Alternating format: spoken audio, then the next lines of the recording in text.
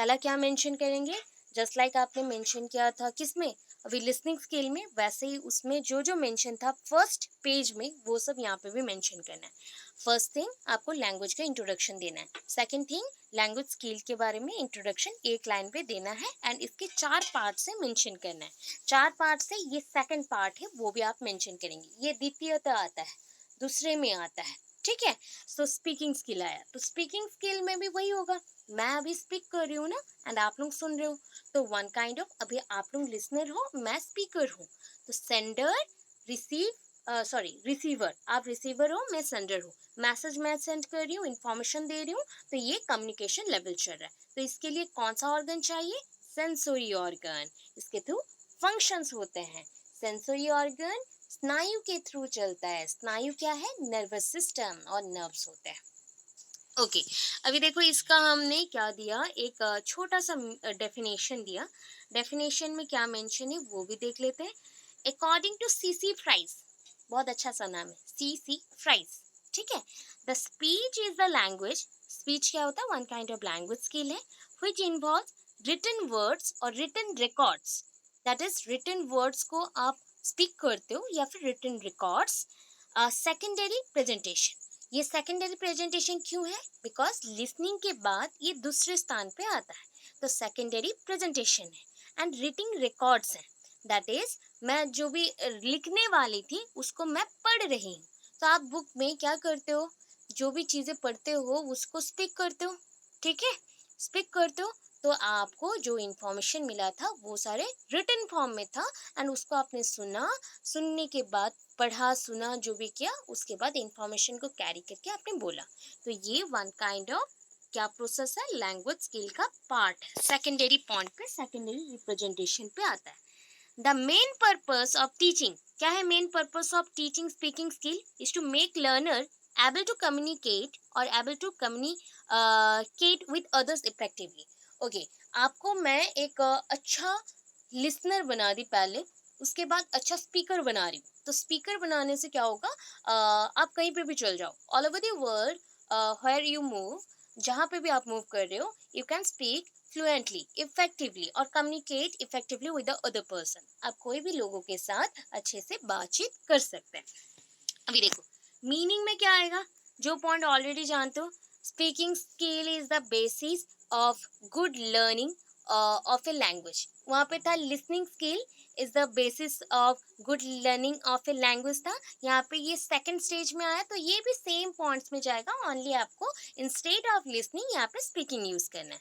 ये student who is good at oral words, oral works, जो oral works में बहुत अच्छा होता है वो रीडिंग राइटिंग में भी अच्छा होता है, जो बोलने में अच्छे होते हैं वो लिखने में भी एंड पढ़ने में भी अच्छे होते हैं, ये बोला गया। Need for developing speaking skill, speaking skill develop करने का नीड क्या है, क्यों चाहिए, because speaking language is an easy medium of expressing ideas, आपको अपने आइडियाज को शेयर करना है या फिर किसी को बताना है, तो ये एक मीडियम है जिसके थ्रू बहुत स्पीडीली, स्पीडीली बहुत जल्दी आप क्या कर सकते हो, इसको कम्युनिकेटिव लेवल पे रख के बातचीत करके शेयर कर सकते हो। नेक्स्ट पॉइंट, आई कांटेक्ट, जब आप लोग बातचीत करते हो ये नेसेसरी ग्राउंड होता है क्या, कि आई कांटेक्ट जरूर हो, कम्युनिकेशन में ये बेटर पॉइंट आता है। स्पीकिंग स्किल के थ्रू अगर आप अच्छे स्पीकर हो, किसी से भी आप आई कांटेक्ट करके बात करेंगे, अगर आप डल हैं या फिर आप नर्वस हैं, शाई फील करते हैं एंड आप बोलने में हिचकिचाते हैं एंड आपका प्रोनाउंसिएशन अच्छा नहीं है, आप अच्छे स्पीकर नहीं है, देन आप बात नहीं कर सकते आई कांटेक्ट करके। तो इसके लिए सबसे इम्पोर्टेंट है, बच्चों को अच्छे स्पीकर बना रहे हो मीन्स आई कांटेक्ट करना सिखाना है। इंटोनेशन, अभी देखो जो भी पॉइंट्स है ना, आपको किस बेसिस पे चाहिए, बिकॉज स्पीकिंग है तो आपके वॉइस यहाँ पे इंक्लूडेड है, वॉइस आपका जो आप बातें कर रहे हो, उच्चारण कर रहे हो, प्रोनाउंस कर रहे हो, जो भी कर रहे हो, उसके लिए वॉइस, इंटोनेशन, पॉजेस, कहाँ पे रुकना है, कौन से वर्ड को बोलना है, कौन से वर्ड के बाद गैप लेना है, फुल स्टॉप कहाँ करना है, कॉमा है तो थोड़ा सा ब्रीफ पॉइंट के लिए कहाँ पे स्टॉप करना है, ये सब कौन सिखाता है, आप जब स्पीकर बनते हो तभी ये सब आता है। प्रॉक्सिमिटी, कौन से बातों को कहाँ पे बोलना है, कौन से बात बहुत ज़्यादा पर्सनल है और पर्सनल स्पेस पे यूज़ होना है, कौन सा ज़्यादा बात बाहर टॉकिंग वे पे यूज कर सकते हो। ऐसे होते हैं ना, कुछ घर के बात होते हैं तो उसको हम धीरे बोलते हैं, कुछ बाहर के बात है बहुत लाउडली बोलते हैं।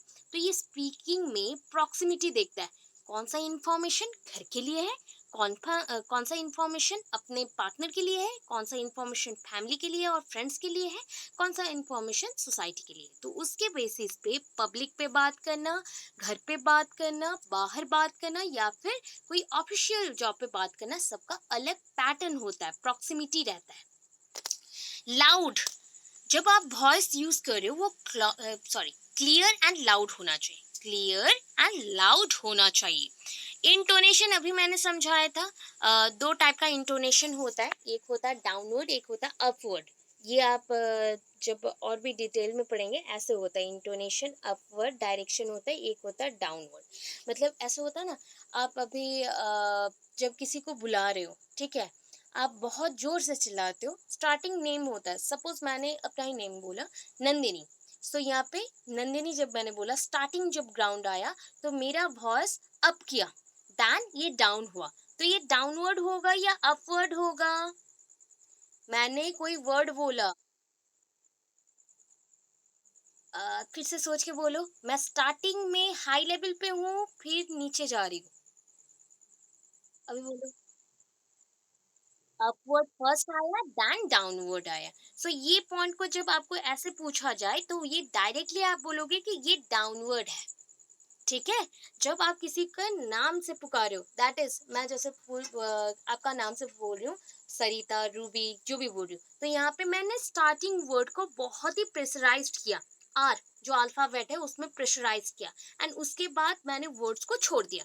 दैट मीन्स लास्ट की तरफ आपका कोई कैची इंफॉर्मेशन नहीं मिलेगा या कैची वर्ड नहीं है, जस्ट मैंने प्रोनाउंस कर दिया, ठीक है। सो ये अप होके डाउन हुआ, सो दैट ये डाउनवर्ड है, ये डाउनवर्ड है। लास्ट एंडिंग जहाँ पे होता है उसी के अकॉर्डिंग हम लोग बताते हैं कि ये कौन से टाइप का वर्ड है या सेंटेंस है। तो उस बेसिस पे ये डाउनवर्ड था। वैसे सो हम थे, अगर आप कहीं पे अपवर्ड बात करते हो तो अपवर्ड में आप बहुत जोर से क्या करते हो, लाउडली चिल्लाते हो, रोरिंग करते हो, ठीक है। जैसे कि आप कहीं पे स्क्वाड पे हो, स्क्वाड पे या फिर कोई गेम पे है, तो वहाँ पे हमें ना स्टार्टिंग धीरे करना पड़ता है, बट लास्टली एक वॉइस जोर से आना चाहिए, तब जाके पता चलेगा इंफॉर्मेशन सही पर्सन को सही टाइम पे पहुंच रहा है। अदरवाइज जो वेव्स होते हैं, वेव्स के थ्रू ये धीरे हो जाते हैं, लास्ट तरफ ये धीरे हो जाते हैं। तो इसके अकॉर्डिंग अपवर्ड डाउनवर्ड आप लिख सकते हो, ठीक है। 2 पॉइंट्स इंटोनेशन का, साउंड की अप डाउन का, ठीक है। वॉइस हो गया लाउड, हमने मेंशन किया लाउडली बोलना है वॉइस को। आप जो भी वॉइस रेज कर रहे हो, राइज अप कर रहे हो, या फिर जस्ट लाइक आप बोलना चाहते हो तो लाउडली एंड क्लियरली होना चाहिए। पॉजेस भी हो गया, पॉजेस पर्टिकुलरली जहाँ पे यूजफुल इंफॉर्मेशन हो। सपोज आप एक स्टेटमेंट दे रहे हो, what a beautiful day, what a beautiful day. अभी देखो, ब्यूटीफुल डे के बाद मैंने पॉज लिया, क्यों? ये एक्सक्लेमेटरी पॉइंट था, ठीक है। अगर मैं बोलूँ यहाँ पे कुछ ऐसी प्रोनाउंसिएशन करूँ, मतलब मैं गैप ना छोड़ूं, हम लोग को आदत हो गया है कि गैप छोड़ने का, इसलिए मैं मुझे कोई पॉइंट नहीं आ रहा है। अदरवाइज कैट डॉग रनिंग, ये इसमें कोई भी गैप नहीं था, ठीक है। इसमें ग्रामेटिकल एरर भी है, गैप भी नहीं है।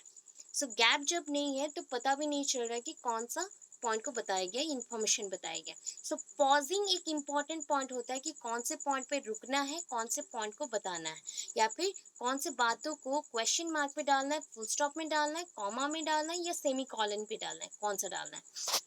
ओके, नेक्स्ट चलते हैं, टेक्निक्स आ गया, ठीक है।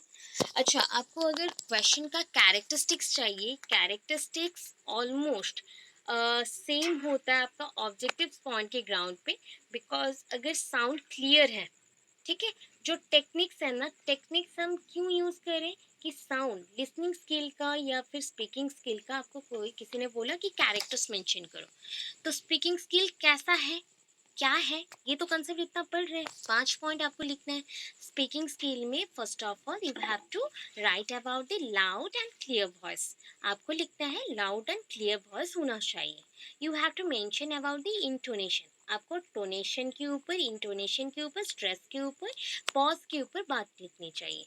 तो जो पॉइंट्स अभी पढ़ रहे हो ना, वही सारे पॉइंट्स को कैरेक्टरिस्टिक्स के अकॉर्डिंग होना चाहिए, ठीक है। लिसनिंग स्किल में भी सेम है, आप लोग इन्फॉर्मेशन ऑलरेडी पढ़े हो, उससे 5 पॉइंट को कैरी करके सेपरेट हेडिंग डाल के आपको लिखना है बस।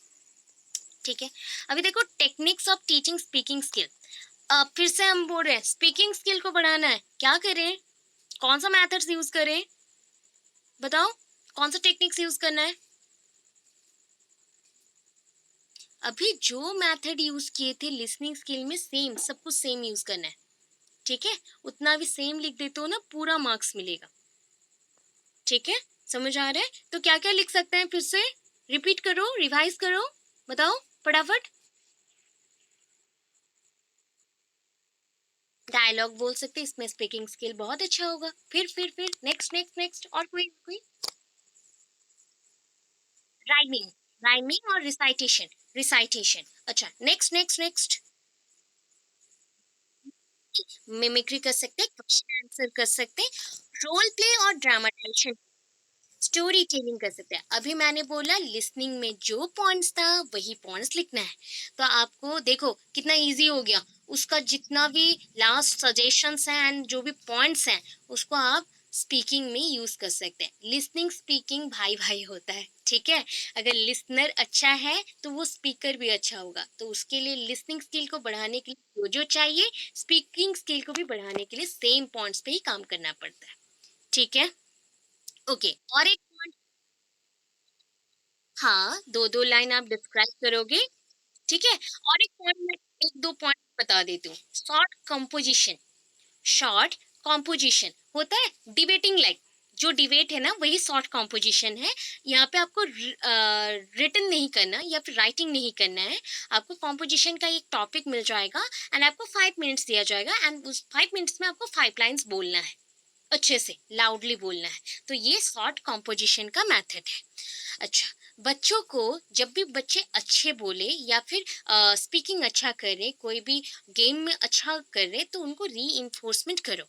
तो टीचर ऑलवेज अगर री इन्फोर्स करेगा तो उस पॉइंट पे, जिस पॉइंट पे वो बहुत अच्छा है वो उसको नरिशमेंट मिलेगा, एंड जिस पॉइंट पे वो रॉन्ग है उसको अगर पनिश कर देते, पनिश यहाँ पे नेगेटिव पॉइंट पे पनिश नहीं करना है, यहाँ पे पॉजिटिविटी ला के पनिश करना है। That means practice and drilling पे डाल दो, बच्चों को प्रैक्टिस एंड ड्रिलिंग पे डाल दो कि बार बार रिपीट करे bye answering some question or by giving a slight preparation for your reading or giving a quite chances for communication।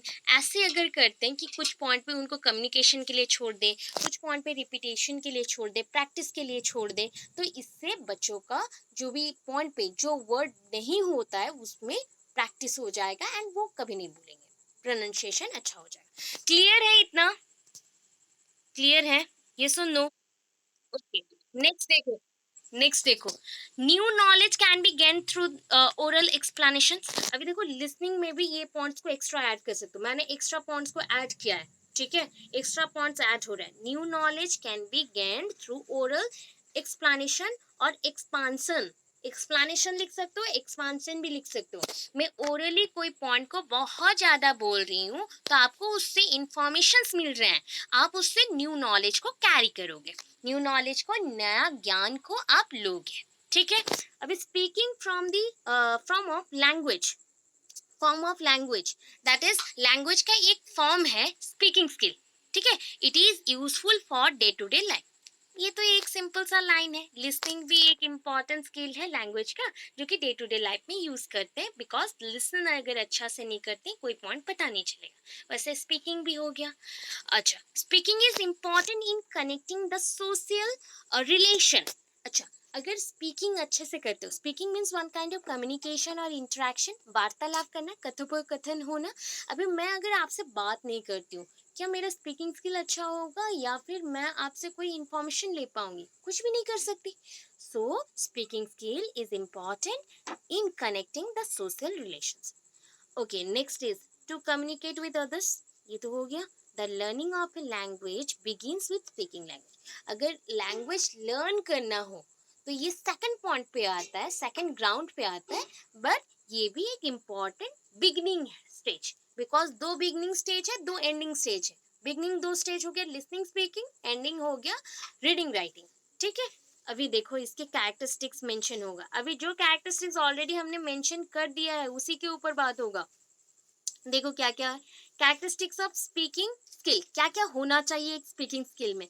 Proper pitch होना चाहिए, जैसे कि मैं क्लासरूम में आप लोगों को जब पढ़ाती हूँ, यहाँ पे आप लोगों को थोड़ा धीरे मैं बोल सकती हूँ, बट क्लासरूम में बहुत बच्चे होते हैं, क्लासरूम भी बड़ा है या रूम बड़ा होता है, तो हमें लाउडली प्रोनाउंस करना पड़ता है, लाउडली बोलना पड़ता है। तो यहाँ पे पिच बहुत इंपॉर्टेंट है। अगर मैं धीरे धीरे बोलूँ कुछ सुनाई नहीं देगा, मैं जोर से बोलती हूँ क्लियरली लास्ट बेंच तक बच्चों को सुनाई देगा। तो that is a pitch, then pronunciation, gesture, जो बातें कर रही हो वो अगर सपोज आपका वर्बल अप्रोच एंड आपका बॉडीली अप्रोच मैच नहीं करता है, मतलब आप किसी से अच्छा बात कर रहे हो बट आपका चेहरा कुछ और बोलता है कि आप गुस्से में हो या फिर किसी से थोड़ा रूठे हुए हो, दैट इज अ गुस्सा है या फिर नाराजगी है, कुछ भी पॉइंट पे है। सो इस पॉइंट पे आपको क्या पता चला कि दो चीज अलग में जा रहा है, आपका वर्बल अप्रोच अलग गया, बात जो कर रहे हो वो अलग जा रहा है एंड आपका बॉडी लैंग्वेज कुछ अलग बोल रहा है। तो इसमें थोड़ा सा इश्यूज आता है, इसलिए जेस्चर मेंटेन करना चाहिए, आई कांटेक्ट करना चाहिए, बिकॉज एक अच्छा स्पीकर ऑलवेज आई कांटेक्ट करेगा। टोनेशन और इंटोनेशन अच्छा होगा, मतलब दैट मीन्स वर्ड्स के विद इन जो गैप देना है, कौन से वर्ड्स को अच्छे से प्रोनाउंस करना, कौन से को अच्छे से नहीं प्रोनाउंस करके भी हम बता सकते हैं। तो इसमें डिफरेंस जो आता है वो सब बताना। वॉइस हो गया, लाउड हो गया, पॉजेस, प्रॉक्सिमिटी, ये सारे हम ऑलरेडी कर चुके हैं, इस पॉइंट को हमने यहाँ तक मेंशन किया। तो ये लास्ट मैंने डायग्राम दे दिया, बिकॉज वहाँ पे हमने सब कुछ लिख लिया था एंड इसमें डायग्राम कम थे, तो डायग्राम लास्ट में मेंशन हो गया। क्लियर है? यस और नो? इंट्रोडक्शन देना है। लैंग्वेज के इंट्रोडक्शन के बाद आपको इंट्रोडक्शन टू लिंग्विस्टिक स्किल और द लैंग्वेज स्किल्स पे लेना है एंड 4 पार्ट्स जो है उसको मेंशन करना है, कौन सा 2 पार्ट्स आपका रिसेप्टिव है, कौन सा 2 पार्ट एक्टिव है, वो मेंशन करना है।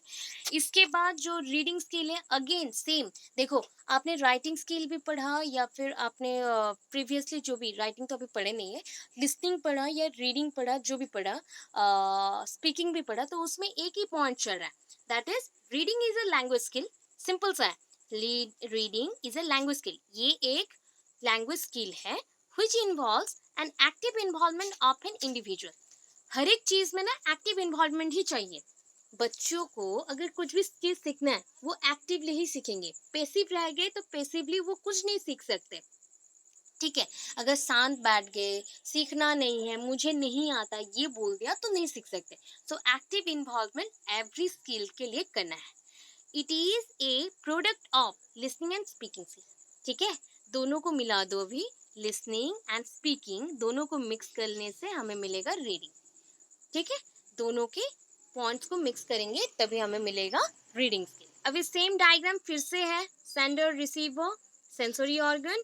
ये सीएनएस जो है ना सेंट्रल नर्वस सिस्टम है, बिकॉज आपका सारे वर्क को कंट्रोल कौन करता है, सारे फंक्शन को कंट्रोल कौन करता है, सेंट्रल नर्वस सिस्टम। ठीक है, अभी रिसीवर को मिल गया इंफॉर्मेशन, वो फंक्शन स्टार्ट करेगा। अभी चलो नेक्स्ट पॉइंट पे, reading is not an isolated behaviour. Reading कभी भी आइसोलेटेड नहीं होता, मतलब इसमें दो चीजें ऑलवेज होते हैं, लिसनिंग भी होता है, स्पीकिंग भी होता है, तो ये कॉम्बिनेशन वाला है, ग्रुप्ड वाला वर्क है। ठीक है, आप जब भी रीड करते हो ना तो आप उसको लिसन भी करते हो। आप पढ़ते क्यों हो? लिसन करने के लिए। वो आप साइलेंटली पढ़ो या लाउडली पढ़ो, एक्सटेंसिव पढ़ो या इंटेंसिव पढ़ो, जैसा भी रीडिंग करते हो वो पॉइंट आपके माइंड में जाता है। एंड जब आप लाउडली रीड करते हो वो इंफॉर्मेशन अगेन बैक होता है बाय ईयर्स आपके ब्रेन तक। ठीक है, तो इसको मेंशन किया गया, it is not an isolated behaviour, ये आइसोलेटेड बिहेवियर नहीं है। इसके ना 3 इंपॉर्टेंट पॉइंट्स है, देखो यहाँ पे मैं ज्यादा से ज्यादा डायग्राम भर रही हूँ। सो ये पहला डायग्राम ये हो गया, देन दूसरा डायग्राम ये आ रहा है। सो यहाँ पे 3 पॉइंट्स हैं। ठीक है, अच्छा, अगर मुझे कोई चीज का मीनिंग जानना हो, कोई वर्ड्स का मीनिंग जानना हो, तो मैं उसको बोलती हूँ सिमांटिक। क्या बोलेंगे? सिमांटिक। अगर वर्ड्स एंड ग्रामर्स जानना हो, दैट मीन्स ग्रामर्स कैसे यूज करना है, अरेंजमेंट करना है, तो ये हो गया सिंटैक्टिक। क्या हो जाएगा? सिंटैक्टिक। Semantic, syntactic. सबसे ऊपर कौन सा है? अगर साउंड हम रिसीव ही ना कर सके, शब्द को ग्रहण ही ना कर सके, तो क्या होगा? सो ग्राफोफोनेमिक क्लूज चाहिए पहले, सबसे पहले ग्राफो फोनेमिक, दैट इज ग्राफ। अच्छा, ग्राफ में आप क्या करते हो, क्या प्लॉट करते हो? कोई भी नंबर्स या फिर कोई भी दो चीजें टाइम्स के साथ वेट हो गया, या फिर हाँ coordinates, that is X and Y axis. Zero से स्टार्ट करेंगे एंड हिस्टोग्राम बना लिए या फिर बार चार्ट बना लिए, कोई भी एक बना सकते हैं, राइट। सो यहाँ पे फ्रीक्वेंसी बेस्ड हो सकता है, वो सारे डिटेल में चले। अभी देखो ग्राफो मीन्स यहाँ पे क्या है, ग्राफो मीन्स होता है शेप ऑफ लेटर, ठीक है। हम जैसे ग्राफ में प्लॉट करते हैं, कोई भी आकार देते हो, शेप प्रोवाइड करते हो या फिर शेप को अरेंज करते हो, वैसे यहाँ पे ग्राफो वर्ड आ गया, तो यहाँ पे हम लेटर्स के शेप को देख रहे हैं। जस्ट लाइक मुझे अभी नेक्स्ट में ही जाना है, किसमें, कर्सिव राइटिंग, ओवल और बैकवर्ड राइटिंग, स्लैंट राइटिंग, हम ऐसे मेंशन करें। स्टैंडिंग राइटिंग जो नॉर्मल हम लोग यूज करते हैं, जो गवर्नमेंट स्कूल्स हो गया या फिर नॉर्मल स्कूल्स में या घर पे जो सिखाया जाता है, दैट इज हमें नॉर्मल सिखाया जाता है ABCD, तो ABCD में हम लोग ऐसे मेंशन कर देते हैं। बट अगर हम लोग कर्सिव में चलते हैं, तो कर्सिव में हम ऐसे टानेंगे, दैन ऐसे करते हैं, ठीक है। फिर ऐसे खींचोगे, ऐसे करोगे, तो ये सब मेंशन होता है कर्सिव राइटिंग ये पे।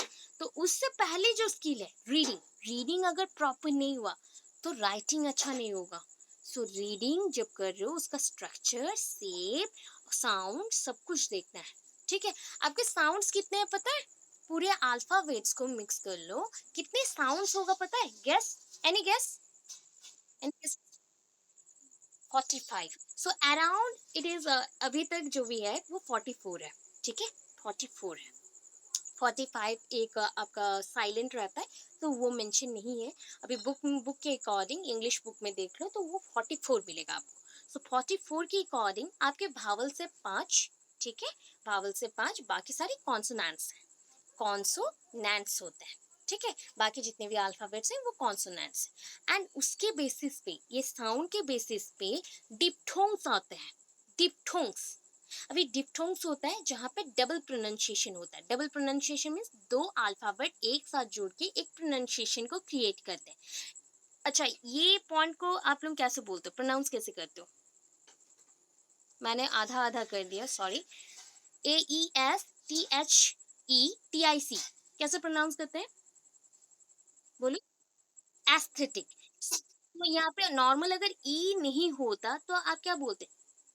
एस्थेटिक, सेम ही बोलते।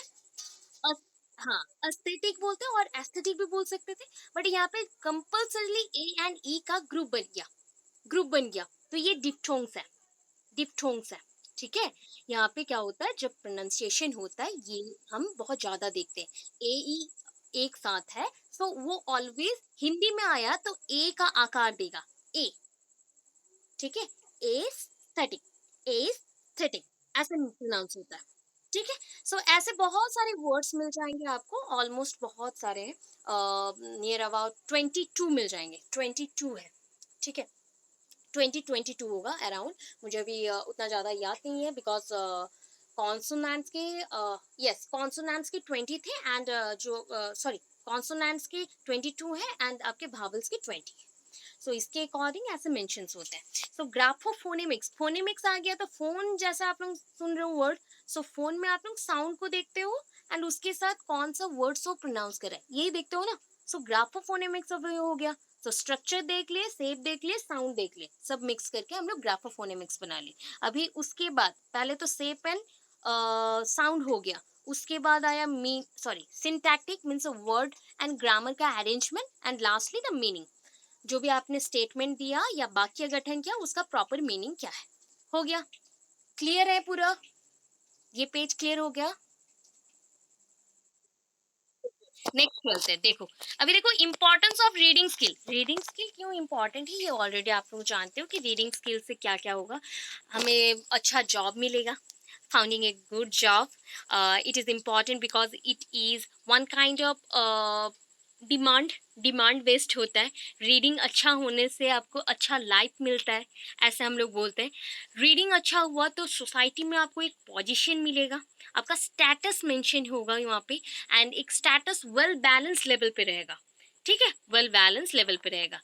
अब नॉर्मली अगर आपका रीडिंग स्किल को अच्छा करना चाहते हो तो आप क्या क्या पढ़ते हो, जर्नी के टाइम पे क्या क्या पढ़ते हो बताओ, जर्नी के टाइम पे? Magazine, magazines, story books, newspaper और एक नॉवेल्स, बायोग्राफी और नॉवेल्स। तो ये सब हम पढ़ सकते हैं। एंड समटाइम्स अभी के लिए क्या यूज़ करें? इंटरनेट। फ़ोन्स और इंटरनेट और डिफरेंट टाइप ऑफ मीडियाज़, कोई भी इन्फॉर्मेशन लेने के। सो जो भी करते हो रीडिंग ही वहाँ पे कंपल्सरी, इवन इफ आप मैसेजेस एक्सचेंज करते हो, इन्फॉर्मेशन एक्सचेंज करते हो, उसमें भी रीड ही करना पड़ता है। फर्स्ट ऑफ ऑल रीड करते हो, उसके बाद टाइप करते हो। Typing one kind of writing skill है। सो फर्स्ट ऑफ ऑल हम रीड करते हैं, उसके बाद इन्फॉर्मेशन को लेते हैं एंड उसके थ्रू हम क्या लिखते हैं? अपना मैसेज सेंड करते हैं। हो गया।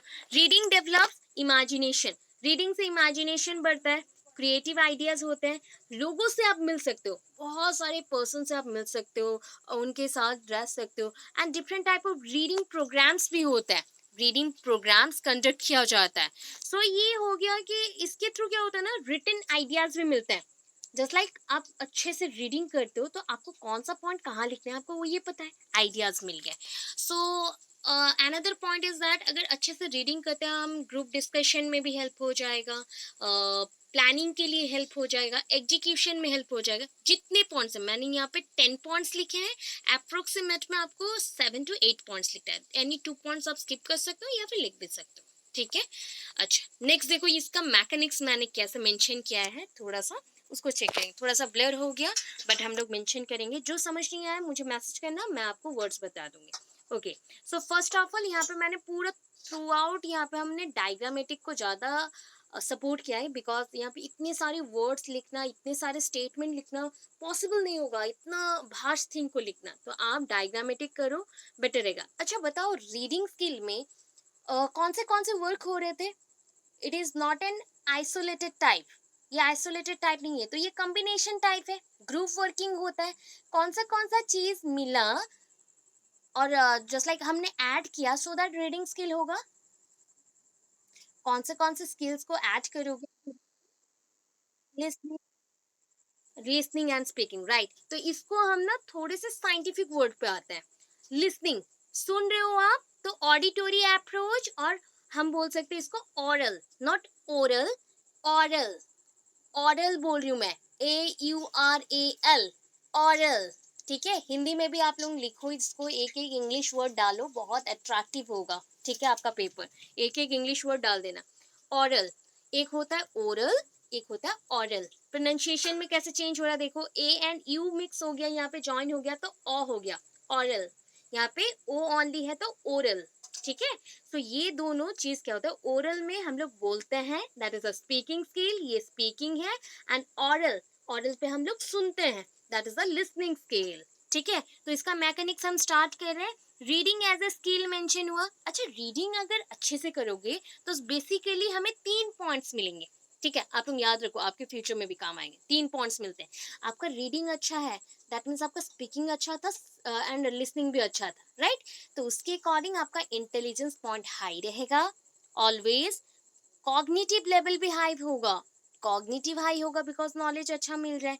कॉन्फिडेंस लेवल में भी हाई हो जाएंगे आप जब बहुत कॉन्फिडेंट होते हैं तो आपका राइटिंग, एग्जामिनेशन, इंटरव्यू सब अच्छा जाता है। एंड लास्टली अपॉर्चुनिटीज भी बहुत सारे मिलते हैं बिकॉज आपका रीडिंग बहुत अच्छा है। ओके, नेक्स्ट पॉइंट देखते हैं, नेक्स्ट में चलते हैं। एरो मार्क को फॉलो करो, नेक्स्ट में मूव करो। रीडिंग एज ए स्किल हमने फॉलो कर लिया। अभी रीडिंग एज ए प्रोसेस, दो चीज हमने लिखा है, reading as a skill, reading as a process. ठीक है। एक हो गया reading as a skill, means reading एक टाइप का कौशल है, उसको लिख दिया। एक प्रोसेस है, दैट मीन्स प्रक्रिया है। तो प्रक्रिया में क्या फॉलो करना है, यहाँ पे 4 पॉइंट्स को फॉलो करना है। 4 पॉइंट्स में पहला है साउंड वेव्स। पहला हम क्या फॉलो करते हैं, साउंड वेव्स। बिकॉज हमें क्या करना है, हमें पहले चीजों को सुनना है। अच्छा, हमने पॉइंट बताया था कि ये लिसनिंग से स्टार्ट होगा, तो हम साउंड वेव्स को कैरी करेंगे, कैरी करेंगे। नेक्स्टली क्या जाएंगे, नेक्स्ट पॉइंट को, voice and codes, voice and codes. That means जो आपने साउंड लिया, दैट मीन्स शब्द को ग्रहण किया। ठीक है, शब्द स्तर को आपने ग्रहण किया, तो उसके थ्रू उसमें जो भी वॉइस था एंड कोड्स थे, मीन्स इंफॉर्मेशन थी कोडेड फॉर्म में। जैसे कि मैंने आपको बोला 1 2 3 4, सो 1 2 3 4 को अगर डिकोड करते हो तो एक लैंग्वेज आ गया कि आज इतना बजे क्लास होगा। ऐसे हम लोग इन्फॉर्मेशन शेयर करते हैं कुछ पॉइंट्स में, अगर हमने सीक्रेट कुछ रखता हो। सो ये coded information one type of है, ये कोड फॉर्म में रहता है, कोडिंग सिस्टम में रहता है। तो इसको किसने रिसीव किया? रिसीवर ने, बिकॉज इसको किसने सेंड किया था? सेंडर ने। अभी देखो हो गया, ये रिसीवर ने रिसीव कर लिया। सो रिकोड करेंगे, रिकोड करेंगे मतलब पहले हमने कोडिंग इंफॉर्मेशन को रिसीव किया, उसमें जो इंफॉर्मेशन है उसको लिया, एंड फिर से सेंडर के लिए अभी मैं कुछ इंफॉर्मेशन वापस से दूंगी, बिकॉज ये कम्युनिकेटिव पर्पस के लिए भी यूज होगा। हो गया। लास्टली रेस्पॉन्ड, क्या करना है? रेस्पॉन्ड करना है, रेस्पॉन्ड द डिकोड मैसेजेस। अच्छा, कोडिंग का ऑपोजिट क्या है? What is the opposite of coding? Decoding. अच्छा, देखो मैं अभी रिसीवर हूँ, तो मैं एक फॉर द फर्स्ट टाइम मैंने रिसीव कर लिया था इंफॉर्मेशन, एंड मैंने डिकोड भी कर लिया। मैं आपको जब सेंड करूंगी तो मैं फिर से कोडिंग करूंगी ना, फिर से रिपीट हो रहा है एक प्रोसेस, तो ये हो गया रिकोडिंग।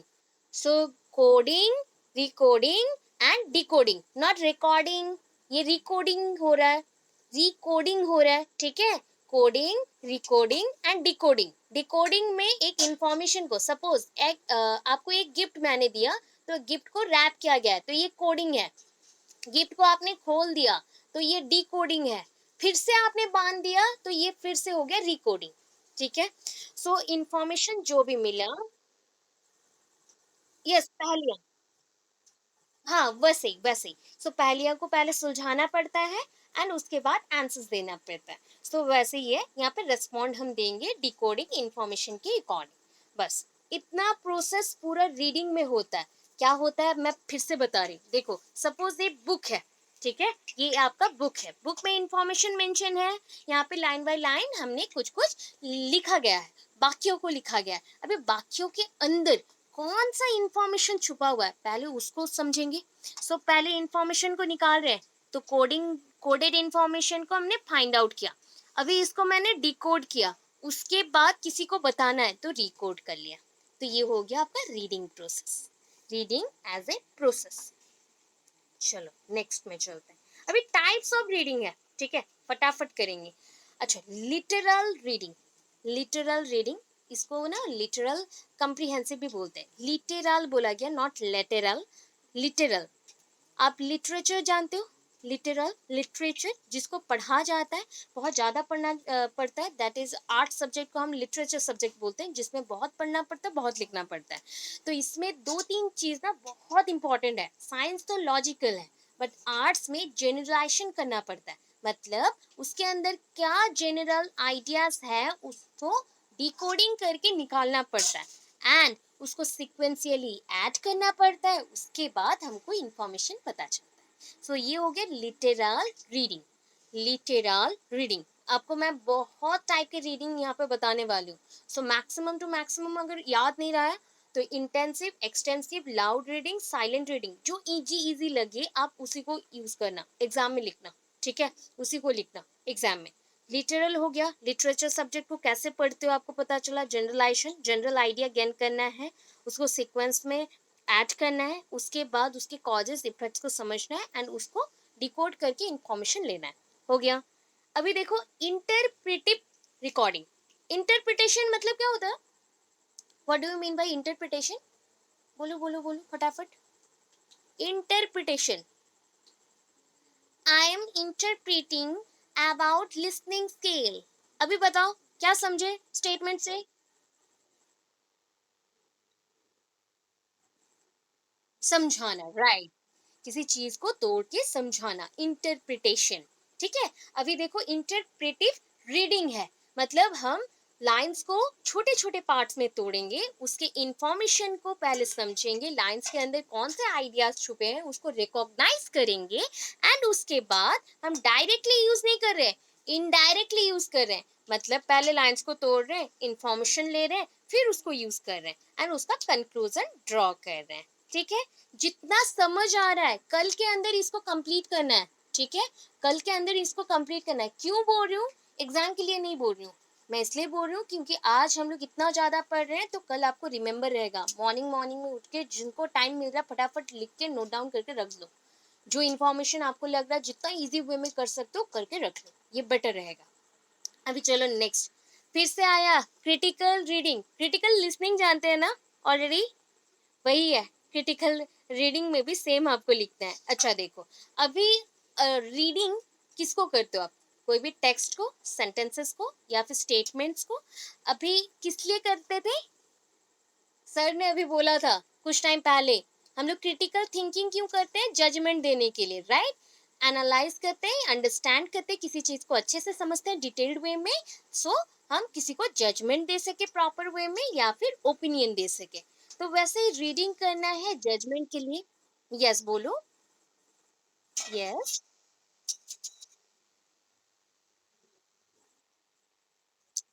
हाँ बोल सकते हो। जजमेंटल थिंकिंग भी बोल सकते हो। रिमेम्बर करने के लिए जो वर्ड इजी लगे आप यूज करो, ठीक है। अच्छा, क्रिटिकल रीडिंग में तब पता चल गया क्या है। आपको क्रिटिकल लिसनिंग पता है, क्रिटिकल थिंकिंग पता है एंड क्रिटिकल रीडिंग भी पता है। रीडिंग करना है तो बुक से हम इंफॉर्मेशन लेंगे डिटेल्ड वे में। ओनली यहाँ पे बुक यूज करना है, न्यूज़पेपर, मैगजीन्स, जर्नल्स, जहाँ पे लिखा हुआ हो, रिटन फॉर्म में हो, उसको आप लोगे, डिटेल में लोगे जजमेंट के लिए और मेकिंग एन ओपिनियन, कोई ओपिनियन बनाने के लिए। बस इतना मेंशन कर देना। ये इफेक्टिव एंड कॉन्सेंट्रेटेड होना चाहिए, कॉन्सेंट्रेटेड होना चाहिए, ठीक है। कंसेंट्रेटेड मीन्स हिंदी में हम लोग तीव्र बोल सकते हो। तीव्र मतलब बहुत ही ज्यादा फोकस्ड होना चाहिए, केंद्रित होना चाहिए, ध्यान केंद्रित, वैसा। अच्छा, last one. Last one means written form में लास्ट वन है, उसके बाद बुक्स का कुछ कुछ है, मैंने कुछ ऐड किया है एंड टाइप वाले भी हैं। ओके, कुछ कुछ मैंने एक्स्ट्रा ऐड किया है बिकॉज इसमें दो तीन क्वेश्चंस आ जाते हैं, बाकियों में क्वेश्चंस नहीं आता, डायरेक्ट आता है। इसमें दो तीन क्वेश्चंस आ जाते हैं, ठीक है। सो यहाँ पे आया क्रिएटिव रीडिंग।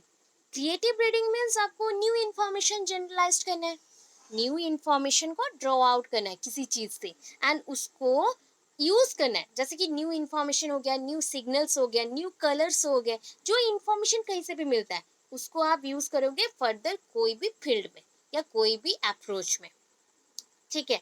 सो ये क्रिएटिव रीडिंग है। जैसे क्रिएटिव थिंकिंग होता है आर्ट्स के लिए या क्रिएटिव आइडियाज असाइनमेंट वर्क्स के लिए, वैसे क्रिएटिव रीडिंग्स भी होता है असाइनमेंट मेकिंग, आर्ट के लिए, बातचीत करने के लिए, जर्नलिज्म के लिए, जहाँ पे भी आप मेंशन कर सकते हो। अच्छा अभी देखो, एक इम्पॉर्टेंट चीज आया, loud reading. Loud reading, so it is also called as oral reading. इसको हम ओरल रीडिंग भी बोल सकते हैं because it is use for practising. इसको हम लोग प्रैक्टिस के लिए यूज करते हैं, प्रोनाउंसिएशन प्रैक्टिस के लिए यूज करते हैं। क्लासेस में जो मैंने एक एग्जांपल दिया था बच्चों का कि एक टीचर ने बोला बच्चों को कि तुम इस चीज़ों को समझना नहीं है, ओनली पढ़ो, चिल्ला के पढ़ो। जस्ट लाइक इसको बोला जाता है बार्किंग एट प्रिंट। जो भी बुक में मेंशन है ना उसके ऊपर चिल्लाओ, इसका मतलब होता है बार्किंग इट प्रिंट, मतलब जो भी प्रिंटेड है उसको जोर जोर से पढ़ना है, लाउडली पढ़ना है, ठीक है। एंड इसको हम बोल सकते हैं और एक चीज में बलाड कॉल्स। बलाड कॉल्स याद नहीं रहेगा तो आप स्किप करोगे एंड ये पॉइंट्स को लिख सकते हो, इंटरेस्टिंग लगेगा।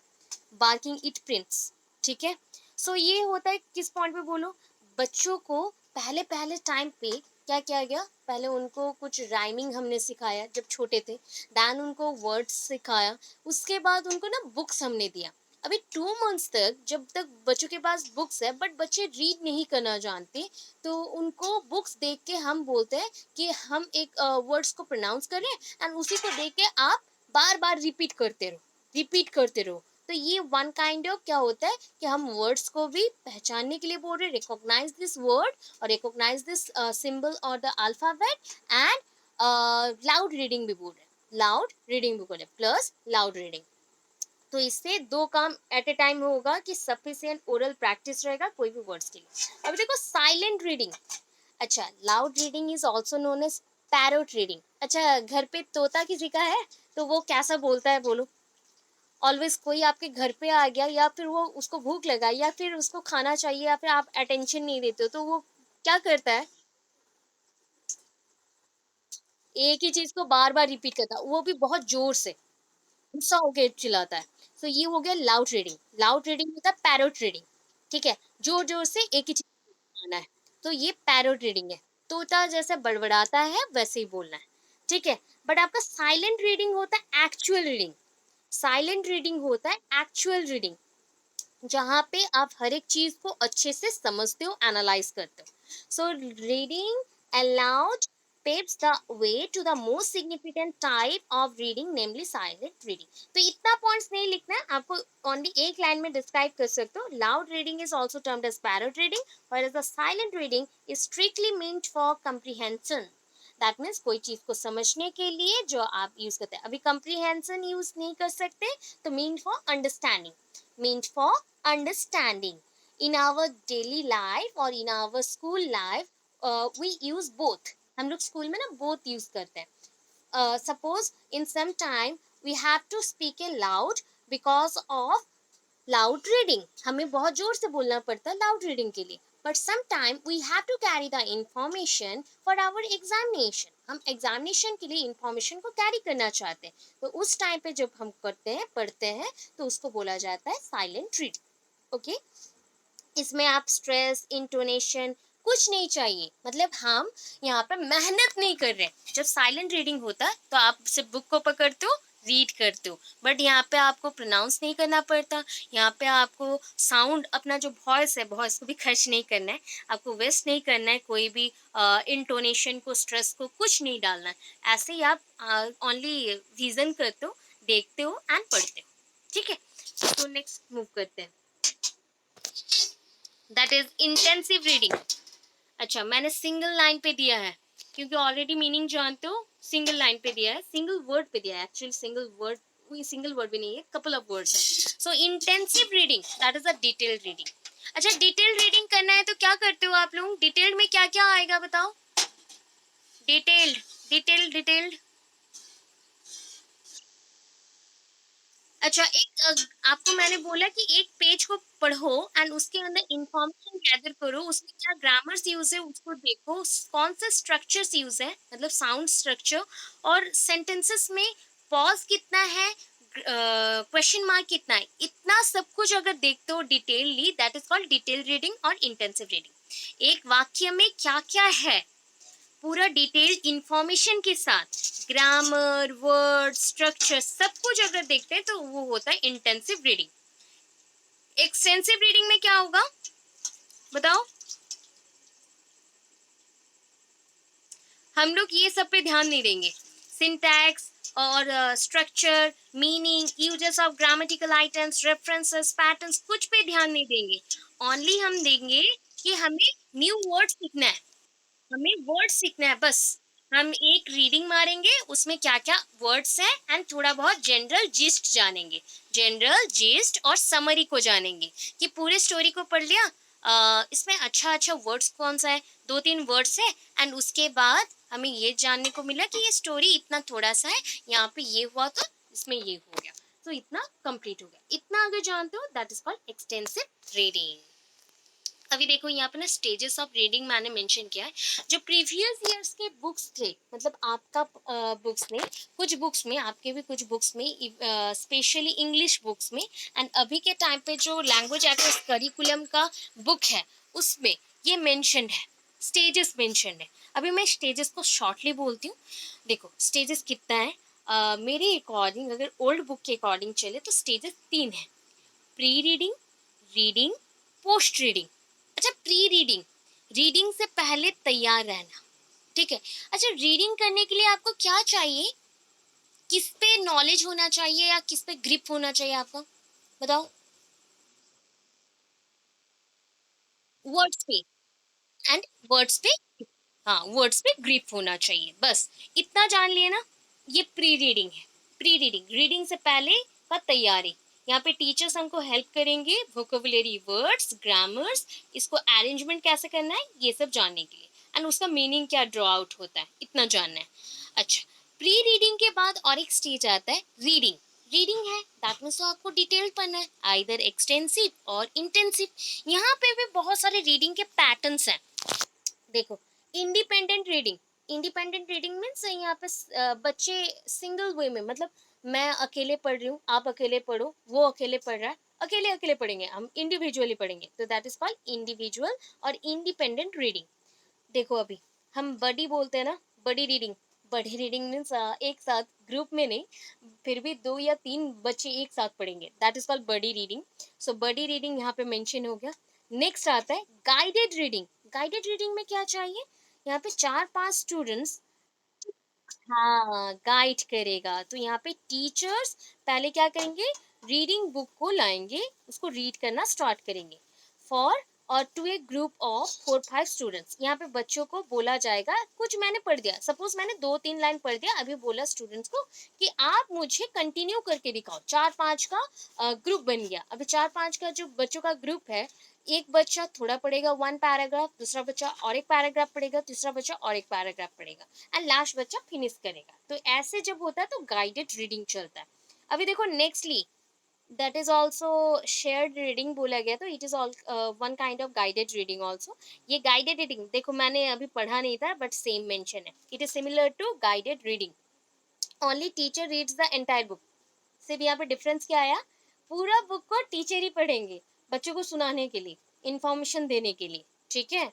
ओके, एंड उसके साथ समटाइम्स स्टूडेंट्स भी पढ़ेंगे।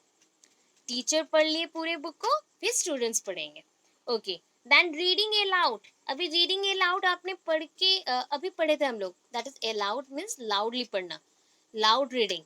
लाउड रीडिंग मीन्स टीचर यहाँ पे आपको बोलेंगे कि एक स्टूडेंट को पिक करेंगे कि तुम इसके अकॉर्डिंग रिस्पॉन्ड करो, एंड क्लास में यहाँ पे खड़े होके आप क्या करो, पूरी क्लास को सुनाओ, रीड करके सुनाओ लाउडली। एंड इसमें कोई भी पर्सन पार्टिसिपेट कर सकता है, मतलब कोई भी बच्चा पार्टिसिपेट कर सकता है। अभी देखो ये पॉइंट तो हो गया, ये आपका 2 स्टेजेस चल गया, रीडिंग, प्री रीडिंग। अभी पता ही नहीं इसके बाद भी आपके पास और भी स्टेजेस है। ये स्टेजेस पोस्ट रीडिंग पे आता है। कौन से स्टेज पे आता है, पोस्ट रीडिंग, मतलब रीडिंग के बाद क्या क्या कर सकते हैं। अच्छा, अगर आप रीडिंग कर चुके हैं तो अभी आप क्या करोगे, आपको कोई क्वेश्चन पूछा गया रीडिंग के रिलेटेड जो भी आपने पढ़ा, तो आपको मैंने क्वेश्चन पूछा, तो अभी आप क्या करेंगे, रेस्पॉन्डिंग। यस, अभी हम रेस्पॉन्डिंग प्रोवाइड करेंगे। तो रेस्पॉन्डिंग, बच्चा जो भी लर्न किया, दैट मीन्स बॉय और गर्ल और child has learn from the books, and I am asking some questions about this topic to the child. मैं उसी पॉइंट पे बच्चों को क्वेश्चन पूछूंगी, एंड वो क्वेश्चन रियल लाइफ के रिलेटेड भी हो सकता है। तो ये हो गया रेस्पॉन्डिंग स्टेज। अच्छा, अभी देखो और एक स्टेज आ गया, स्टेज 4, एक्सप्लोरिंग। मतलब हम इस स्टेज पे रीडिंग करके क्या कर सकते हैं, रीडिंग करना है, रीरीड करना है, अगेन रीरीड करना है, मतलब बार बार रिपीटेशन करना है, एंड न्यू इंफॉर्मेशन को एक्सप्लोर करना है, just like style of writing, text material, vocabulary, mini lesions, जो भी है उसको हम डिटेलली करेंगे। सो ये होता है एक्सप्लोरिंग। एक्सप्लोर कब होता है, जब हम लोग रिपीटेडली बार बार एक चीज को करते हैं, ठीक है। मैं यहाँ पे शॉर्टली मेंशन कर रही हूँ, कल इस पॉइंट को वन टाइम फिर से सुन लीजिएगा, सुनने के बाद आप लोग मेंशन करेंगे, बिकॉज मैंने एक्स्ट्रा पॉइंट्स दिया है, जिसको जो पॉइंट्स अच्छा लगे आप लिख सकते हो, बट मीनिंग मैंने समझा दिया, उसके अकॉर्डिंग आप लोग लिखो। अभी लास्ट स्टेज, यस, बोलो बोलो बोलो बोलो। एक्सप्लोरिंग, हाँ। अब तो ज्यादा आप 2 लाइन लिखोगे, ओनली 2 लाइन लिखोगे, ठीक है। एक्सप्लोरिंग में आप क्या करते हो, एक्सप्लोर करते हो ना न्यू आइडियाज को। I am exploring new ideas, तो यहाँ पे on the basis of reading, on the basis of journal reading, book reading, reference book reading, textbook reading, I'm getting many informations and I can use this information in the various fields. हो गया, easy easy sentences बन गए, हो गया तो। Okay, last one that is applying. Applying, अभी देखो जितना इंफॉर्मेशन ले लिया, जितना रीडिंग कर लिया, सब हो गया, कंप्लीट हो गया। तो अभी क्या कर सकते हैं, अभी हमें इसको अप्लाई करना है। तो रीडिंग को आप कहाँ कहाँ यूज कर सकते हो, हर एक फील्ड में यूज कर सकते हैं। So the applying stage is where the students create projects. Applying stage पे बच्चा अप्लाई करेगा, किस लिए, प्रोजेक्ट्स बनाने के लिए, पावर पॉइंट प्रेजेंटेशन और सिमिलर मटेरियल्स कुछ क्रिएट करने के लिए, कोई चीज़ को इवेलुएट करने के लिए, कोई चीज़ को जज करने के लिए। सो इतना हो गया अप्लाई। कहाँ पे आप अप्लाई कर सकते हो? हर एक जगह पे आप इसको यूज़ और व्यवहार कर सकते हो। क्या करने के लिए? प्रेजेंटेशन बनाने के लिए, सेमिनार बनाने के लिए और एनी टाइप ऑफ एक्सपीरियंस को एग्जामिन करने के लिए। क्लियर है? बढ़ाना है तो आप क्या क्या करोगे? रीडिंग स्किल बढ़ाना है। यहाँ पे मैंने मेंशन नहीं किया है एक्स्ट्रा, इसलिए मैं बोल रही हूँ। अच्छा, एक्सप्लोरिंग कर सकते हैं, ओके। और क्या कर सकते हैं? जस्ट लाइक वहाँ पे मेंशन था, रोल रोल प्ले कर रहे थे। सुनो सुनो, बात सुन लो पहले। रोल प्ले कर सकते हैं, ड्रामेटाइजेशन मेथड यूज कर सकते हैं, क्वेश्चन आंसर कर सकते हैं। तो रीडिंग को अच्छा करने के लिए आप क्या करोगे? एक बच्चे का रीडिंग अच्छा करने के लिए आप क्या करोगे? That is drill and practice. ठीक है, ड्रिल एंड प्रैक्टिस। ये लाउड रीडिंग करेंगे, रिपीट एंड प्रैक्टिस करेंगे, या फिर ड्रिल एंड प्रैक्टिस करेंगे। और क्या कर सकते हैं? रीइंफोर्समेंट यूज कर सकते हैं। रीइंफोर्समेंट, या और क्या यूज कर सकते हैं? अच्छा, टीवी, रेडियो और any type of tape recorders use कर सकते हो। क्यों? जो बच्चा अच्छा लिसनर है वो अच्छा रीडिंग कर सकता है, रीडर भी है। ठीक है, तो आप ये सारे मटेरियल्स को भी यूज कर सकते हो बच्चों का रीडिंग स्किल को बढ़ाने के लिए। ठीक है, 4 से 5 लिखोगे, अपने मन से लिखना, बुक से नहीं चाहिए, अपने मन से लिखना। अच्छा मार्क्स आएगा, बिकॉज बहुत इंफॉर्मेशन दे चुके हैं।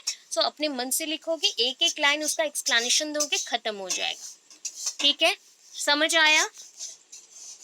तो मैंने थोड़ा सा चेंज किया, बिकॉज मोनोटोनी चल रहा था, मोनोटोनस हम लोग हो गए थे। एक ही टाइप के चीज लिख रहे थे ना। तो एक ही टाइप का चीज भी लिख सकते हो, कोई पॉइंट नहीं, सॉरी कोई प्रॉब्लम नहीं है। बट सेम पॉइंट्स को हम थोड़ा सा अलग वे से प्रेजेंट कर रहे हैं अभी राइटिंग के लिए। So writing is one of the skill developed in our students while teaching a language. ये पॉइंट वहां पे भी मेंशन था। जब आप लैंग्वेज पढ़ते हो तो राइटिंग उसका एक पार्ट है जो लास्ट में डेवलप होता है बच्चों के अंदर। ठीक है, बच्चों के एक बिहेवियर जैसा है। It is through writing that a person is able to convey his thoughts and ideas to other who are not present there. अच्छा, अभी देखो, आप बोलोगे कि रीडिंग करके सुना सकते हैं, स्पीकिंग करके बोल सकते हैं, कम्युनिकेट कर सकते हैं। बट मेरे पास आप प्रेजेंट नहीं हो, मुझसे बहुत दूर हो, डिस्टेंस में हो, तो मैं आपको कैसे बताऊं कोई चीज़ों को? तो मुझे यहाँ पे, हाँ, that we write something, we can write anything, just like हमने एक टेक्स्ट लिखा या पैराग्राफ मेंशन किया, उससे आपको इंफॉर्मेशन और आइडियाज मिल जाएंगे। ठीक है, तो ये हो गया पॉइंट इंट्रोडक्शन। देखो अभी डेफिनेशन है, अकॉर्डिंग टू बैकॉन। बैकॉन, ठीक है, बहुत अच्छा नाम है Bacon. Bacon, reading makes a full man. Reading क्या बनाता है? रीडिंग स्किल जो है आपको एक कंप्लीट मैन नहीं बनाता है, फुल मैन बनाता है। ठीक है, complete and full same point पे ही है, बट यहाँ पे फुल थोड़ा अट्रैक्टिव लगेगा। सो आपको फुल मैन बना रहा है। एंड कॉन्फ्रेंस है रेडी मैन। कॉन्फ्रेंस अगर होता है, आप कोई कॉन्फ्रेंस को अटेंड करोगे तो आपको एक रेडी मैन मीन्स आपको ना बहुत ज़्यादा मोटिवेशन मिल जाएगा एंड आप पूरा रेडी टू लर्न हो जाओगे, रेडी टू गो हो जाओगे, ऐसे टाइप का आएगा। And lastly writing. Writing and exact man, आपको कौन सा पर्सनालिटी कैरी करना है ये राइटिंग बताता है। राइटिंग, आपका राइटिंग ही बताता है कि आप कौन से टाइप के पर्सन हो। आप थोड़ा सा बिजी शेड्यूल में चल रहा है, या फिर आपका लाइफ थोड़ा सा टेढ़ा मेढ़ा चल रहा है, सब कुछ आपका राइटिंग स्पीक करता है। आप कौन सा टाइप का थिंकर हो वो भी बता सकता है आपका राइटिंग। अगर आपका राइटिंग बहुत क्लियर है एंड लोगों को अच्छा लग रहा है, समझ आ रहा है, दैट मीन्स आप बहुत सुलझे वाले इंसान हो।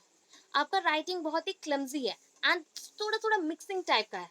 ठीक है, सो आप कुछ पॉइंट पे डाउट डाउट रखते हो, दैट मीन्स आपको प्रॉपरली इंफॉर्मेशन नहीं मिलता, या फिर इंफॉर्मेशन को अरेंज कैसा है करना है पता नहीं। कुछ लोग होते हैं बहुत अच्छे से स्टार्ट करते हैं बट एंडिंग नहीं कर पाते, तो वो बहुत ही ज्यादा डाउट में है एंडिंग पोर्शन को लेके। तो ये आपका राइटिंग ही बोलता है कि आपका कौन सा टाइप का थिंकिंग है, मेंटालिटी है, बिहेवियर है। अच्छा देखो, teaching how to write involves manual skill. यहाँ पे 2 टाइप के स्किल्स होते हैं। बच्चों को अगर टीच करना चाहते हो तो पहले आएगा ट्रेडिशनल अप्रोच, एक आएगा ट्रेडिशनल अप्रोच और एक आएगा प्रोसेस ओरिएंटेड अप्रोच। अभी बच्चों को राइटिंग के ऊपर लिखना है। अच्छा, बच्चों को गर्मी छुट्टियों में क्या लिखने देते हो राइटिंग स्किल को बढ़ाने के लिए? बताओ, कौन सा बुक होता है वो? Yes, handwriting book. So handwriting book क्या मेंशन होगा? जस्ट लाइक हम स्टार्ट करते हैं, starting with holding a pen, then practice with chalk and small board, that is a slate. After that practice and drawing straight line. हम पहले क्या करते हैं, कैसे पेन पकड़ना वो दिखाते हैं, सिखाते हैं बच्चों को। फिर चॉक एंड स्मॉल बोर्ड को लेके लिखना सिखाते हैं। फिर क्या होता है, practice and drawing straight line को कैसे ड्रॉ करना है, कैसे सर्कल बनाना है, कैसे ट्राइंगल बनाना है, बच्चों को सिखाना है। उसके बाद ऐसे लाइंस को हम मल्टीपल टाइम्स मेक करने के लिए बोलते हैं। उसके बाद आपका अल्फाबेट वाला स्टार्ट होगा। ओके, अभी प्रोसेस ओरिएंटेड अप्रोच अगर आ गया, बिफोर राइटिंग स्किल है, तो चॉइस ऑफ स्क्रिप्ट बहुत इंपॉर्टेंट होता है। स्क्रिप्ट, अभी स्क्रिप्ट मीन्स ऐसा नहीं है कि ओनली डायलॉग से उसमें मेंशन हो गए। स्क्रिप्ट ऐसा भी होता है जहाँ पे एक लाइन, ये हैंड राइटिंग बुक है, one kind of hand writing book है, जहाँ पे एक लाइन मेंशन होता है एंड उसको देख के कॉपी करना पड़ता है। तो यहाँ पे कोई भी symbol, written symbol, strokes, circles, इसको ना स्ट्रोक्स बोलते हैं। देखो ये जो लाइनिंग्स है ना, स्ट्रेट लाइन स्लैंटेड पोजीशन में जो है, बैकवर्ड और डाउनवर्ड में है, या वेब लाइक है, इसको हम बोलते हैं क्या, इसको हम मेंशन करते हैं स्ट्रोक्स। स्ट्रोक्स, ठीक है। हाँ, स्ट्रोक्स, सर्कल्स और डॉट्स। अगर डॉट्स में मेंशन हो गया तो डॉट्स बोलेंगे। सर्कल्स अगर राउंड, ओवल या फिर जस्ट लाइक इन्वर्टेड ओवल ऐसे मेंशन हो गया, देन उसको circles, and strokes that is a linings हो गया। अभी दो टाइप के स्क्रिप्ट्स आते हैं, एक स्क्रिप्ट है प्रिंट स्क्रिप्ट और एक स्क्रिप्ट है कर्सिव स्क्रिप्ट। एक स्क्रिप्ट है प्रिंट स्क्रिप्ट, जहाँ पे हर एक पॉइंट को क्या होता है, प्रिंट किया जाता है हाफली। हाफली आपको उसे ज्वाइन करना पड़ता है, बच्चों को दिया जाता है ऐसे मेंशन होगा। देखो बच्चों को अभी इसको ज्वाइन करना है, ऐसे देन ऐसे ज्वाइन करना है, देन वो कंप्लीट होगा। ये हो गया प्रिंट स्क्रिप्ट। कर्सिव स्क्रिप्ट में क्या होगा, यहाँ पे बच्चों को जस्ट लाइक छोटा छोटा हाफली हम मेंशन कर देंगे, ऐसा ऐसे मेंशन कर देंगे, वेब लाइक, ठीक है। इसको हम बोलते हैं लूप।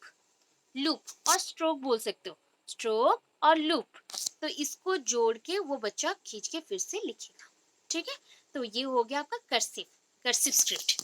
अभी देखो चॉइस ऑफ लैंग्वेज मटेरियल, ये तो आपके ऊपर डिपेंड करता है कि कौन सा टाइप का आप लैंग्वेज लर्न करना चाहते हैं। आप इंग्लिश, हिंदी, बंगाली, उड़िया कौन सा यूज करना चाहते हो, तो उसके अकॉर्डिंग आपको प्रैक्टिस करना पड़ता है। Choice of slant, three type के स्लैंट है, ठीक है।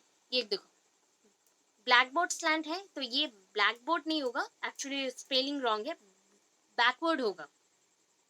बैकवर्ड होगा, करेक्शन कर लो प्लीज अभी से कि कहाँ आपको बैकवर्ड लिखना है, आपको पता चले राइटिंग स्किल में। बैकवर्ड है, बैकवर्ड स्लैंट। फॉरवर्ड स्लैंट, अच्छा बैकवर्ड जब स्लैंट होता है तो ऐसे ऐसे मेंशन होगा, ठीक है। जब आप फॉरवर्ड चलते हो तो ऐसे मेंशन होगा, ऐसे मेंशन होगा। इरेक्ट जब होता है, इरेक्ट मीन सीधा, सीधा, इसको बोल सकते हैं सलक, सलक लाइंस बोल सकते हो, या सलक चिन्ह बोल सकते हो। सीधे सीधे जो रहते हैं उसको हम सलक बोलते हैं। ओके, देन देखो आफ्टर लर्निंग अबव प्रोसेस, ये राइट सॉरी राइटर, यहाँ पे राइटर होगा, राइटेड हो गया। Writer goes through various process when he or she writes a piece of composition, thinking, organizing ideas, considering the context, और redrafting। मतलब मैं यहाँ पे बोल रही हूँ, पहले हमने लिखना सीख लिया, आफ्टर दैट हमें एक कॉम्पोजिशन मेकिंग करना है या फिर एसे लिखना है, तो एसे के लिए ये सारे पॉइंट्स को फॉलो करना है, आइडियाज लेना है, थिंकिंग करना है, सोचना है, फिर उसको चलाना है। सो उसके बाद आता है इंटरेक्टिव अप्रोच। अच्छा, what do you mean by interactive, अभी हम लोग करके आए हैं, जानते हो, जानते, इंटरेक्टिव क्या है, interactive?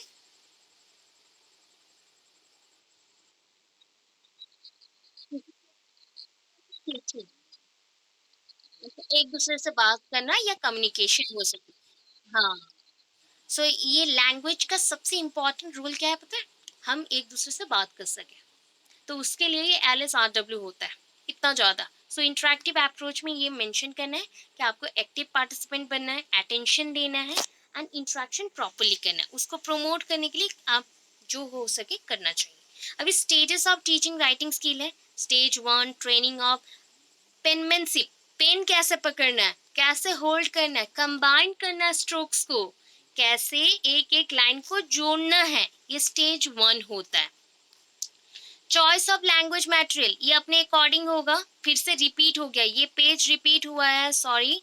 So stage 2 okay, stage 2 is the letter writing. So letter writing में अभी क्या सीखे, हमें स्ट्रोक पता है, स्ट्रोक हमने सीख लिया। कैपिटल लेटर सीखेंगे first then small letter, because capital letter से ना इजी होता है। पहले हम जब भी सीखते हैं तो हमें पहले कैपिटल लेटर सीखना चाहिए, बिकॉज वहाँ पे स्ट्रेट लाइंस पे ही सब कुछ ज़्यादातर मेंशन होता है, एंड कुछ कुछ में ओवल और स्लैंटिंग मेंशन होता है। तो उस अकॉर्डिंग हम कैपिटल लेटर से स्टार्ट करेंगे। तो पहला स्टेज है हमारा ट्रेनिंग टू पेनमैनशिप, कैसे पेन को होल्ड करना है, लिखना स्टार्ट करना है। एंड स्टेज 2 में लेटर राइटिंग। एक्सपर्ट सजेशन, कौन से मेथड को आप यूज करोगे, देखो यहाँ पे 4 मेथड्स मैंने लिखे, अकॉर्डिंग टू इंग्लिश बुक भी होगा, ये लैंग्वेज बुक में भी होगा। लैंग्वेज बुक में रेयर हो सकता है, बट आपको लिखना है, मार्क्स बहुत अच्छे आएंगे, मेरे टाइम में भी मैंने लिखा है। So first one, kindergarten method. अच्छा, किंडरगार्टन में क्या करते हो, बच्चों को कैसे सिखाया जाता है, अभी जो पॉइंट मेंशन हुआ था, जस्ट लाइक स्ट्रोक मेंशन हुआ, ओवल मेंशन हुआ, यस, प्ले मैथड। सो किंडरगार्टन प्ले मैथड हो गया। और एक है ट्रेसिंग मैथड। ट्रेसिंग मीन्स क्या होता है बोलो तो, कोई भी अगर इम्प्रिंट्स रह गया, छाप छाप, जैसे यहाँ पे सपोज एक डॉग था, तो डॉग का पैरों का निशान है, तो बच्चे क्या करेंगे, वहां पे जाएंगे, देखेंगे, समझेंगे, हाँ यहाँ पे डॉग था, उसको ट्रेस करते हुए चलेंगे, इधर गया है डॉग। तो वैसे यहाँ पे लाइंस को ट्रेस करना है, लाइंस को ट्रेस करना है, ट्रेस करके राइटिंग स्किल को बढ़ाना है। प्री इमिटेशन मेथड, मैंने जो बोर्ड में लिख दिया उसको ही देख के उतार देना है, that is the pre imitation method. Then last one, FG French method. French method, FG French method. तो ये पर्सन ने बहुत सारे स्ट्रोक्स के ऊपर बात किया था। तो सारे पॉइंट्स के ना मेरिट डिमेरिट्स हैं, because kindergarten method higher classes के लिए यूज नहीं हो सकता, मैथ्स के लिए यूज नहीं हो सकता, एडिशन सब्सट्रैक्शन के लिए फिर भी यूज हो जाए, कॉम्प्लिकेटेड एडिशन सब्सट्रैक्शन यूज नहीं कर सकते। इसके बाद नंबर 2 है, तो नंबर 2 में आपका ये मेथड है, ट्रेसिंग मेथड का मैंने मेंशन कर दिया, ट्रेस करना है, जो भी प्रिंट्स होगा कॉपी करना है, ऐसे मैंने बोला था कि ज्वाइन करना है, जैसे मैंने इम्प्रिंट डाला था कि एक डॉग का, तो उसको ट्रेस करके फिर जाना है, वैसे यहाँ पे लाइंस होगा, लाइंस को देखते हुए जाना है। अच्छा, in this teacher write some letter on the black board, जैसे कि इमिटेशन वाला बोला, कॉपी बोला, तो ब्लैक बोर्ड में मैंने कुछ लिख दिया, बच्चों को बोला कि उसी को कॉपी करो या इमिटेट करो अपने कॉपी में, नोटबुक में। Then last one, F G friends method. देखो यहाँ पे ना सारे जो भी टीचिंग स्ट्रोक्स हैं, टीचिंग सर्कल्स हैं, teaching combination of strokes and circles हैं, टीचिंग कर्व्स हैं, teaching combination of strokes and curves हैं। तो उसके according different type of alphabets create हो सकते हैं, जैसे कि टीचिंग स्ट्रोक्स हैं तो स्ट्रोक्स मेंशन है, ठीक है। टीचिंग सर्कल्स हैं, सर्कल्स मेंशन हो गए, सेप कुछ कुछ याद रखना है। Teaching combination of stroke and circle, suppose मैंने एक स्ट्रोक को यूज किया, एक सर्कल को यूज किया, तो ऐसे आ गया, it is near about PDB, ऐसे ही बनते हैं। आपको वहां से पता चलेगा। Teaching combination, sorry, teaching curves. Curves means just like looping structure, ये इसको हम लोग लूप बोलते हैं, इसको हम ना लूप बोलते हैं, टेढ़ा मेढ़ा। तो ये S जैसा है, J जैसा है, ऐसे मार्क्स है, क्वेश्चन मार्क भी बन सकता है। Combination of strokes and curves, यहाँ पे स्ट्रोक्स एंड कर्व्स के कॉम्बिनेशन में देखो RNMTNA से बन गया। अभी देखो, techniques helpful for writing skill, क्या कर सकते हो, कौन से टेक्निक्स यूज कर सकते हो, मैं हिंट्स दे रही हूँ, फिर भी अपने अकॉर्डिंग बताओ। राइटिंग स्किल को बढ़ाना है, बच्चों का राइटिंग स्किल, लेखन पद्धति बढ़ाना है, विधि को अच्छे से यूज करने सिखाना है, तो क्या यूज करेंगे, कौन सा मेथड, बोलो बोलो, कौन सा मेथड। यस, हम ओवर राइटिंग करवाएंगे या हैंड राइटिंग बुक में प्रैक्टिस करवाएंगे। अच्छा, हम लोग फ्लैश कार्ड यूज कर सकते हैं, जस्ट लाइक कलरफुल कार्ड्स देने से बच्चों को इंटरेस्टिंग लगेगा, तो उसमें कुछ A लिख दिया तो उसको बोला जाएगा कि पीछे तुम B लिखो या वर्ड्स बनाओ। वैसे ही इमिटेशन हो गया, जैसे कि ट्रेसिंग मेथड में हुआ था या इमिटेशन मेथड में हुआ था। एंड सब्स्टिट्यूशन टेक्निक्स भी है, सब्स्टिट्यूशन टेबल और टेक्निक्स भी हैं। कुछ चीज़ों को मैंने लिखा, सपोज मैंने A लिखा, छोड़ दिया, C लिखा, तो यहाँ पे क्या लिखना है, B। तो ऐसे करेंगे तो बच्चों को इससे भी सीखने को मिलेगा। अभी देखो कैरेक्टरिस्टिक्स में मेंशन है। सो गुड हैंडराइटिंग का कैरेक्टरिस्टिक्स है। अगर एग्जाम में आया, इंफॉर्मेशन आपको सब पता है, तो उसके अकॉर्डिंग दो दो लाइन करके हर एक चीज में लिख के आप छोड़ देना। जैसे कि use of proper letter, good handwriting क्या होता है, अच्छे से लेटर अरेंजमेंट हो, गैप्स मैनेजमेंट हो, या फिर डिस्टिंक्टनेस हो। दैट मीन्स हम लोग अगर वर्ड्स को ऐसे लिखे, ये मैंने लिखा स्पीड, ऐसे मेंशन किया, देन एंड। अभी देखो इसको हम समझ सकते हैं क्या, नहीं, बिकॉज यहाँ पे गैप नहीं है। तो गैप अगर मेंशन हो गया, डिस्टिंक्ट हो जाएगा, प्रोमिनेंट हो जाएगा। हम बोल सकते हैं, इसको हम बोल सकते हैं निर्दिष्ट हो जाना, मतलब पर्टिकुलरली हमें उस पॉइंट को देखने को मिलेगा। स्पीड, स्पीड बहुत अच्छा भी नहीं होना चाहिए, बुरा भी नहीं होना चाहिए, मीडियम रखो, बेटर होता है हैंडराइटिंग के लिए।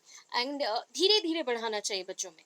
अट्रैक्टिवनेस करना है, प्रॉपर स्पेसिंग, वर्ड्स के अंदर गैप रखना है। लेटर्स ऑफ, दैट इज हम बोल सकते हैं कि मॉडरेट साइज में लेटर्स यूज करें। कभी भी लेटर्स को बहुत बड़ा नहीं कि बहुत छोटा नहीं करना है। स्ट्रेट लाइन पे लिखना है, सिंप्लिसिटी रखना है, लेजिबिलिटी, दैट इज लेजिबल होना चाहिए सबको, जस्ट लाइक विजिबल नहीं, सब पढ़ सके, सब पढ़ सके ऐसा होना चाहिए, लेजिबल होना चाहिए। उसके बाद टाइप्स ऑफ रीडिंग है, पैराग्राफ राइटिंग है, डायरी राइटिंग है, एसे राइटिंग है, डायलॉग राइटिंग है, letter writing, filling in forms and composition writing. ये जितने भी पॉइंट्स हैं ना, ये एक्स्ट्रा पॉइंट्स हैं, ये सारे एक्स्ट्रा पॉइंट्स हैं। ये देखो डायग्राम्स मेंशन है, ये सारे किंडरगार्टन में होता है। ये राइटिंग के जो टाइप्स हैं आपको कभी नहीं आएगा, बिकॉज आपके बुक्स में भी बहुत रेयर मेंशनड है। अगर फिर भी आता है तो हम लोग फिर से नेक्स्ट क्लास में 5-10 मिनट्स लगेगा पढ़ेंगे। आज बहुत हो गया, 5-10 मिनट्स में पढ़ेंगे। इतना समझ आया?